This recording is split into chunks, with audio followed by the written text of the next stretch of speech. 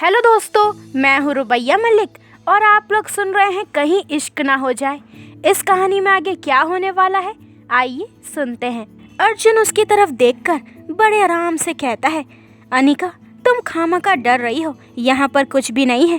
पर अनिका उसकी बाजू नहीं छोड़ती, उल्टा और भी कसकर पकड़कर उसके करीब जाते हुए कहती है, नहीं नहीं प्लीज़ मुझे अकेले छोड़कर मत जाओ, मुझे अकेलेपन से बहुत डर लगता है।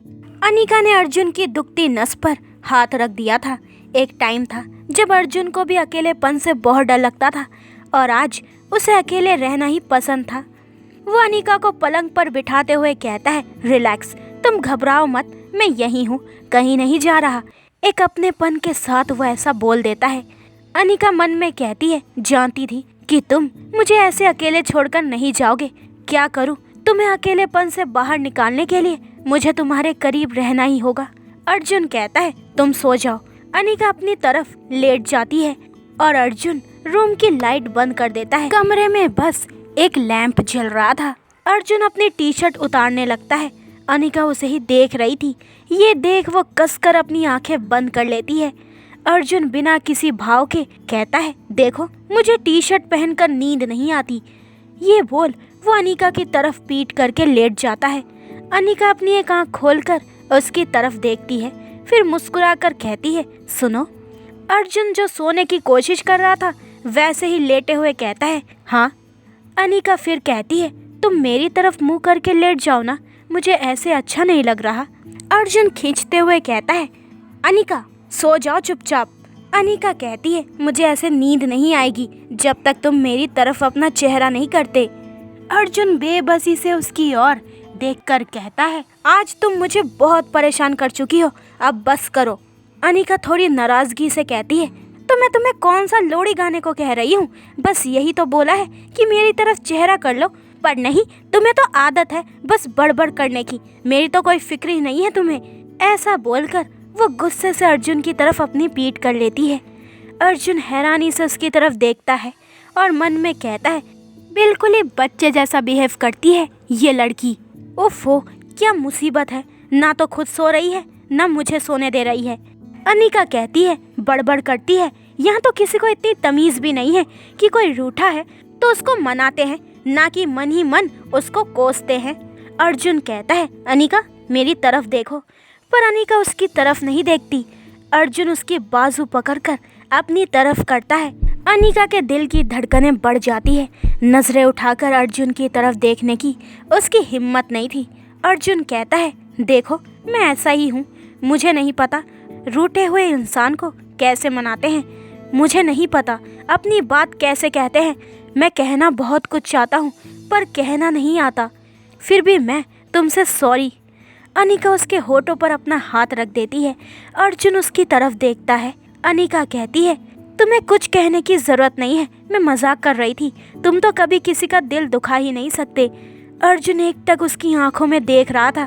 बोलते बोलते अनिका का ध्यान अर्जुन की ओर जाता है। वो एकदम से चुप हो जाती है। उसने अब भी अपना हाथ अर्जुन के होठों पर रखा हुआ था। दोनों ही एक दूसरे की आंखों में देख रहे थे। कमरे में जलते लैंप की रोशनी से अनिका के चेहरे पर आ रही थी, जो उसके चेहरे को और भी सुंदर बना रही थी। अर्जुन के लिए नजरें हटाना मुश्किल हो रहा था। दोनों की धड़कनें शोर कर रही थी। अर्जुन के मोबाइल की घंटी बजती है, जिससे दोनों होश में आते हैं और हड़बड़ाकर एक दूसरे से दूर हो जाते हैं। अनिका तो कसकर अपनी आंखें बंद कर लेती है। अर्जुन उसकी तरफ देखकर हल्का सा मुस्कुरा देता है। वो फ़ोन को साइलेंट पर लगाकर दोबारा लेट जाता है और अपनी आंखें बंद कर लेता है। जल्दी ही दोनों को नींद आ जाती है।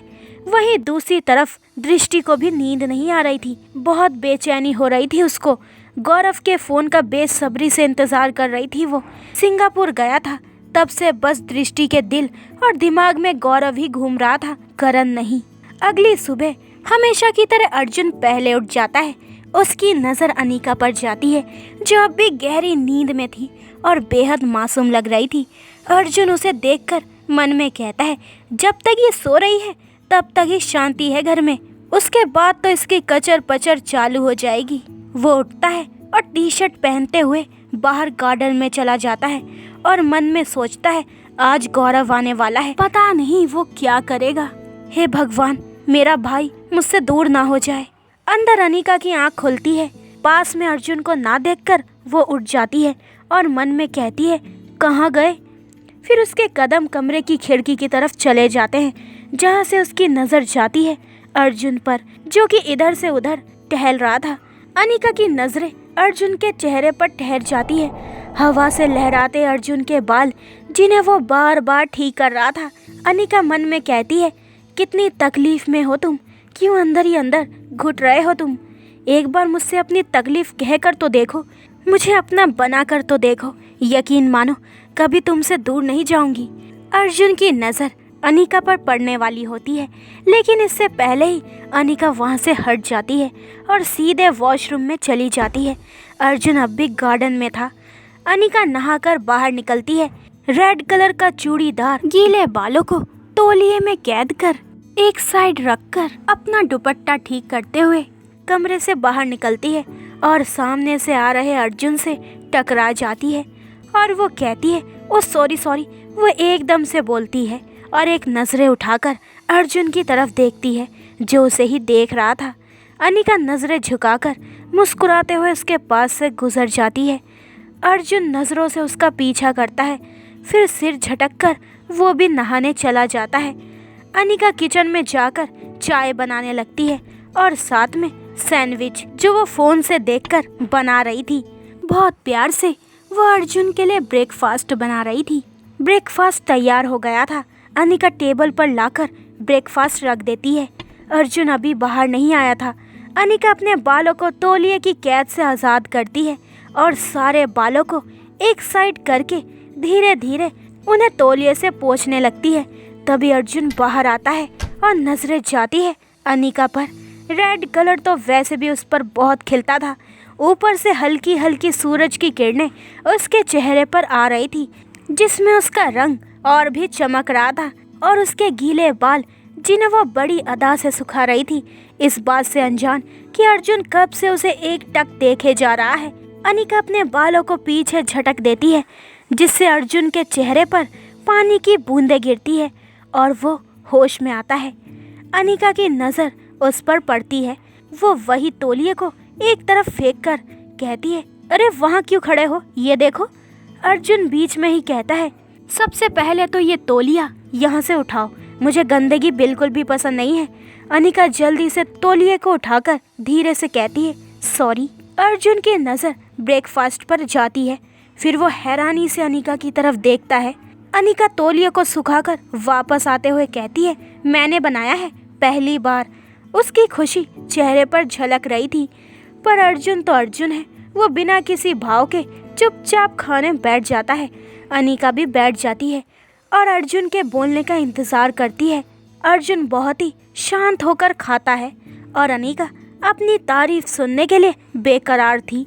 जब अर्जुन कुछ नहीं बोलता तो वो खुद ही बोल पड़ती है, कब से खाए जा रहे हो, बता नहीं सकते कैसा बना है। वो नाराज़गी से बोल देती है। अर्जुन बिना किसी भाव के कहता है, हाँ ठीक है। अनिका गुस्से से मुंह फुलाकर कहती है, ठीक है, बस ठीक है। मैंने पहली बार कुछ बनाया और उसके बदले में बस ठीक है। तुम्हें नहीं लगता कुछ ज़्यादा ही तारीफ कर दी तुमने मेरी? अर्जुन उसकी तरफ देखकर कहता है, ऐसा है क्या? अनिका कहती है, और नहीं तो क्या, इतनी तारीफ मुझसे तो हजम ही नहीं हो रही।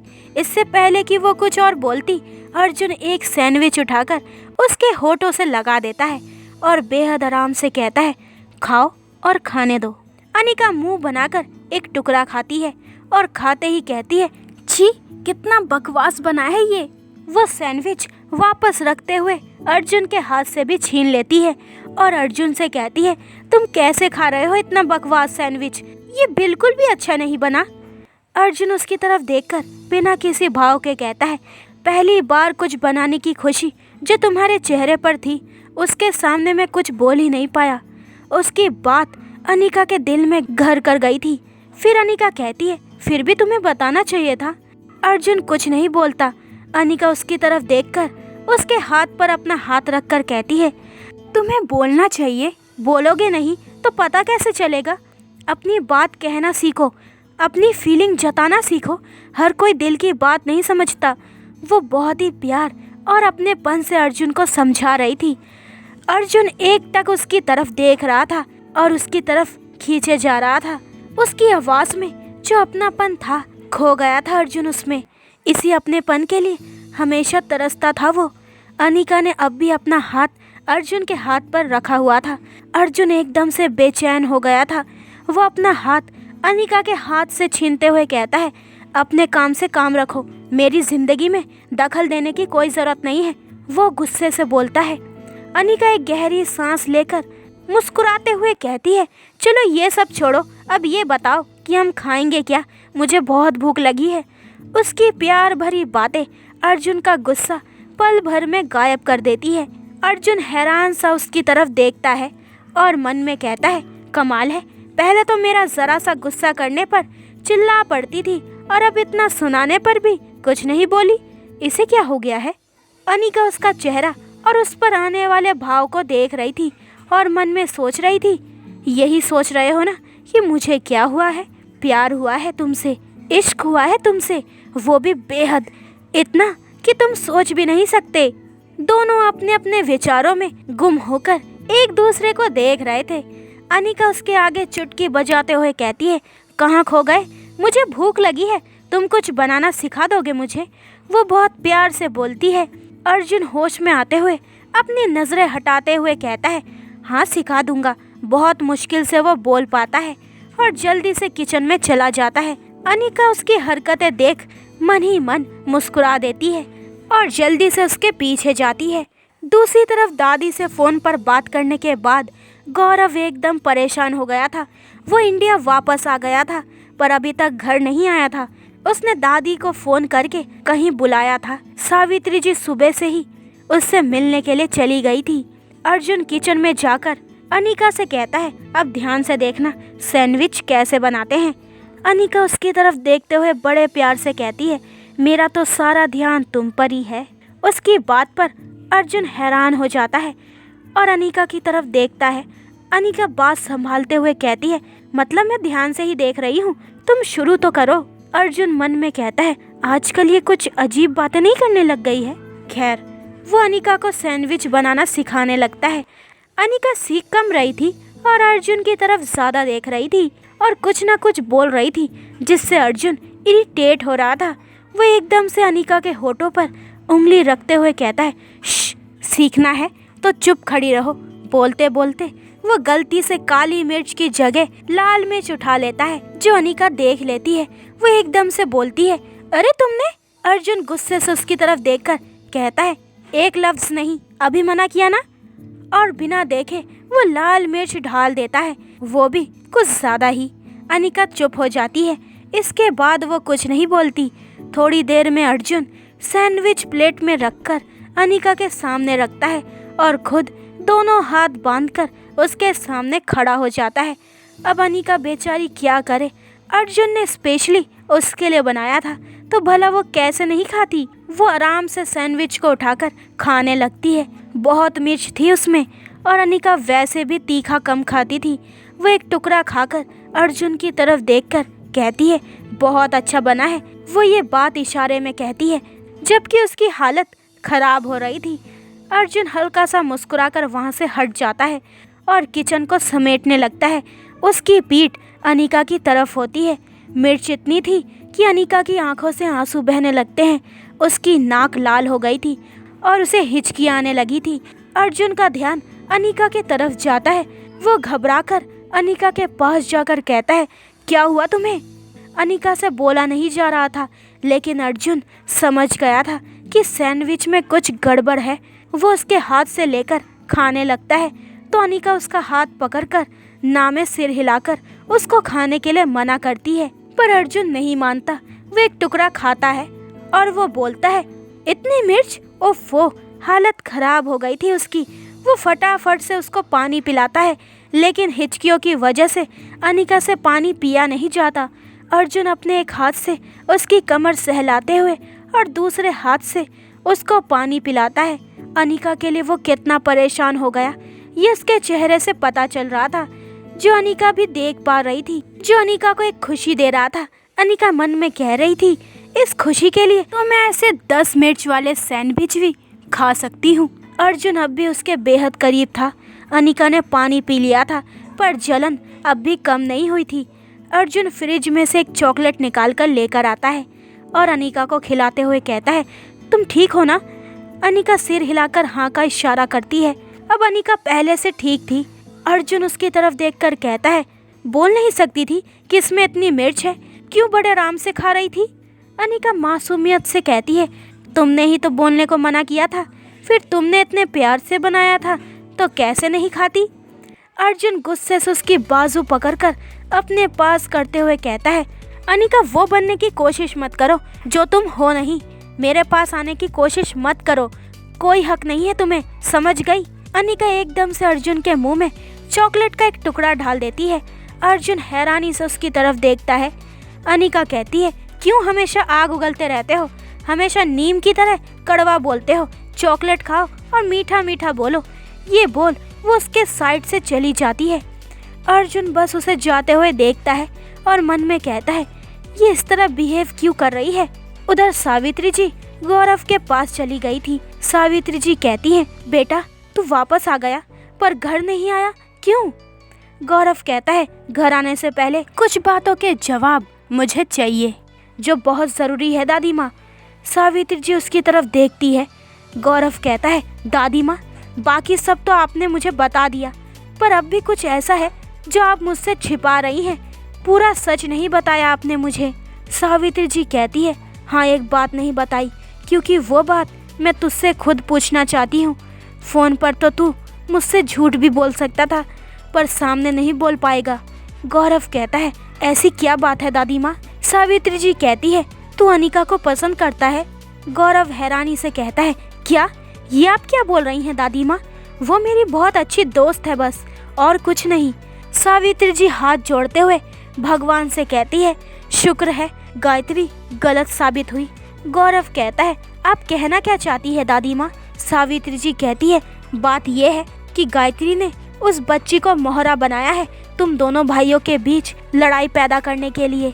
ये सुन गौरव को एक झटका लगता है और वो कहता है, क्या मॉम इस हद तक चली गई? ये मैंने नहीं सोचा था। सावित्री जी कहती है, वो तो मैंने गायत्री और अर्जुन की बातें सुन ली थी, वरना अर्जुन तो कभी अपने मुंह से कुछ बोलता ही नहीं, पर जाने अनजाने में गायत्री ने अर्जुन के लिए वो कर दिया है जो मैं शायद कभी नहीं कर पाती। गौरव कहता है, क्या मतलब दादी माँ? सावित्री जी उसका हाथ पकड़कर कहती है, मतलब अनिका ही वो लड़की है जो मेरे अर्जुन को अकेलेपन से बाहर ला सकती है, जो उसे फिर से हंसना बोलना सिखा सकती है और ज़िंदगी जीना सिखा सके। गौरव खुश होते हुए कहता है, आप सच कह रही हैं दादी माँ। वैसे भी अनिका ना मुझे भाई के लिए हमेशा से ही परफेक्ट लगती थी, पर मैंने कभी कहा नहीं। सावित्री जी कहती है, हाँ वाकई बहुत प्यारी बच्ची है, और जब मैंने उसे अर्जुन के बारे में बताया बचपन से लेकर, तो बेचारी के आंसू भी निकल गए, बहुत रो रही थी वो। गौरव के कानों में भी अनिका के शब्द घूम जाते हैं जो अनिका ने गौरव से कहे थे, जिस दिन किसी की तकलीफ मेरी आंखों से बहेंगे मुझे प्यार हो जाएगा। वो मुस्कुराते हुए मन में कहता है, मतलब अनिका को भी अपने प्यार का एहसास हो गया। अब भाई भी बदल ही जाएंगे, क्योंकि एक शेर है तो दूसरा सवा शेर है। सावित्री जी कहती है, अब तू घर चल और अर्जुन को लेकर आ। गौरव के चेहरे पर परेशानी की लकीरें उभर आती है। वो सावित्री जी से कहता है, नहीं दादी माँ, मैं ऐसा नहीं कर सकता। सावित्री जी हैरानी से कहती है, पर क्यों? तो दोस्तों, ये वाला एपिसोड यहीं पे ख़त्म होता है। अगले एपिसोड में जानेंगे कि इस कहानी में आगे क्या होने वाला है। क्या अनिका अपने प्यार से अर्जुन के दुख को ख़त्म कर सकती है, और आखिर गौरव के मन में क्या चल रहा है? तो आगे के एपिसोड और भी इंटरेस्टिंग होने वाले हैं, तो मेरे चैनल को जल्दी से सब्सक्राइब कर दें ताकि आपको मेरे न्यू एपिसोड का नोटिफिकेशन सबसे पहले मिल जाए। लाइक शेयर करें और मुझे कमेंट्स करके ज़रूर बताएं कि आप लोगों को ये स्टोरी कैसी लग रही है। अपना ख्याल रखें। बाय दोस्तों।